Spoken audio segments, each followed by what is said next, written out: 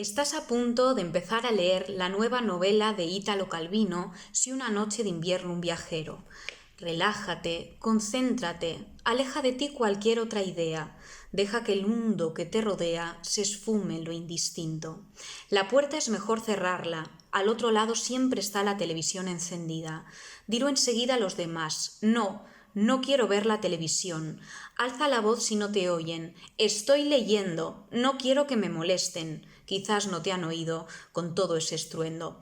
Dilo más fuerte, grita. Estoy empezando a leer la nueva novela de Italo Calvino. O no lo digas si no quieres. Esperemos que te dejen en paz.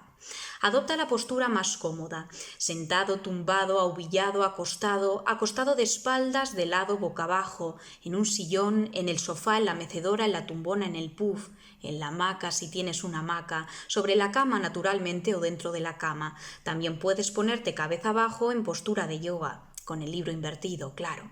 La verdad no se logra encontrar la postura ideal para leer.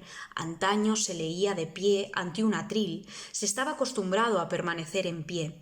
Se descansaba así cuando se estaba cansado de montar a caballo. A caballo a nadie se le ocurriría nunca leer, y sin embargo ahora la idea de leer en el arzón, el libro colocado sobre las crines del caballo, acaso colgado de las orejas del caballo mediante una guarnición especial, te parece atractiva. Con los pies en los estribos se debería estar muy cómodo para leer. Tener los pies en alto es la primera condición para disfrutar de la lectura. Bueno, ¿a qué esperas? Extiende las piernas, alarga también los pies sobre un cojín, sobre dos cojines, sobre los brazos del sofá, sobre las orejas del sillón, sobre la mesita de té, sobre el escritorio, sobre el piano, sobre el globo terráqueo. Quítate los zapatos primero si quieres tener los pies en alto, si no, vuelve a ponértelos. Y ahora no te quedes ahí con los zapatos en una mano y el libro en la otra.